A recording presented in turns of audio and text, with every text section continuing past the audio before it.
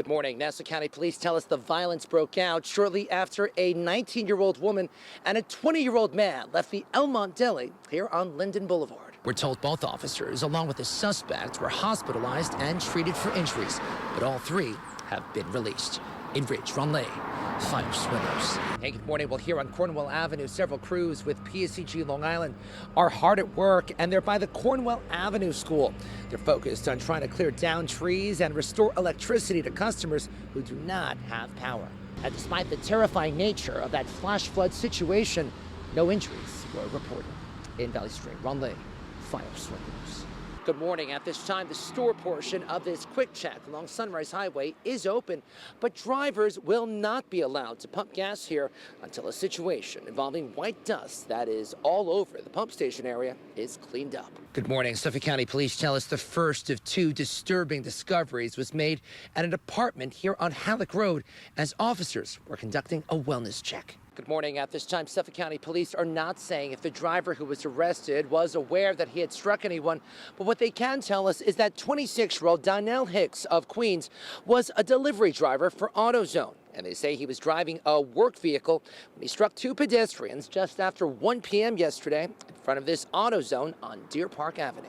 Good morning. Nassau County Police tell us the attempted murder charges that 25-year-old Rashawn Williams now faces stems from a violent incident by this intersection in which a single gunshot was fired that just narrowly missed hitting a man. At this time, PSCG Long Island says less than 1% of all of its customers are without power. They anticipate all of that power should be restored by 10:15 Thursday night. In Muttontown, Ron Lee, Files News. If you recognize the masked man in this surveillance video, Suffolk County Police want to hear from you. Detectives say just before 10 o'clock Sunday night, a robber entered this mobile mart on Middle Country Road, and they say he hid his face behind a red and black plastic mask as he demanded cash and cigarettes from a worker while flashing what appeared to be a handgun. He gun put me when I was here, and he pulled out the gun from here. First right hand, okay, come here. Cashier Akhtar Sheikh complied with the robber's demands, and he told me he pleaded with the gunman not to harm him due to his heart condition. I have a defibrillator here, heart, and he say, okay, I say, follow me, I say, follow me. Sheikh tells me he is well aware that his job is a dangerous one. History very bad, this gas station. 2 cashier killed.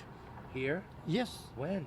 He says prior to starting this job 3 years ago, 2 previous cashiers were shot and killed in separate incidents within the last 8 years. Detectives are urging anyone with information about this case to call the Crime Stoppers hotline at 1-800-220-TIPS. In CORAM, Ron Lee, Files News. Along Maple Place, you'll find this Toyota Highlander, which was crushed by a giant tree that is now resting on top of it. This is one of several cars on the block that were parked outside that experienced major damage as a result of a violent storm that quickly passed through this neighborhood just after 8 o'clock Thursday night. My beautiful car, can you see this? I bought this brand new in 2004 for my daughter when she first went to college. And then I took it over and look at it. It's gone now. John Savakis was definitely upset that the back window of his car got busted because of the storm.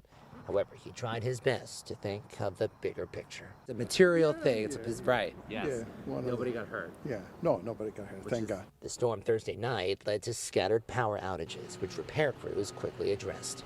Many neighbors who stayed indoors admitted they were petrified. Oh, please, my heart is do like that. Yeah. I'm scared too much. After everything was done, all I heard was sirens all over the place. Yeah. I opened my door and I heard people saying, oh my God, you know, on the other side. Yeah. But it was dark and very scary. At this time, there are no reports of any injuries. However, one resident told me she heard that a woman was driving in her car when a tree fell on it. Fortunately, that woman does not appear to have been injured. In West Hempstead, Ron Lee, Files News.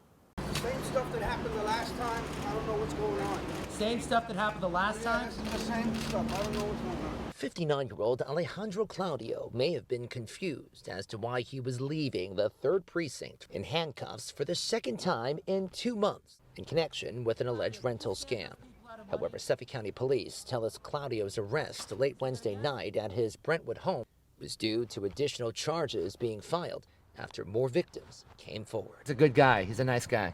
Okay. Yeah, but the people is good, no problem. Neighbor Augustin Renderos had trouble believing all the new charges that Claudio faces. Charges that include 3 counts of grand larceny, 4 counts of petty larceny, and 1 count each of scheme to defraud and issuing a bad check. Imagine being one of those people who was a victim. No, I would want something done. I would want to get some justice. Elvis Nunez rents in Brentwood and felt badly for all the victims. Meantime, one victim who was too scared of retaliation to be interviewed on camera showed me a police report in which she accused Claudio of using her name and stealing her identity in order to provide cable to his home. The investigation is ongoing, and anyone who believes they may have also been a victim of this alleged rental scam is urged to call the Crime Stoppers hotline at 1-800-220-TIPS. In Brentwood, Ron Lee, Files 1 News.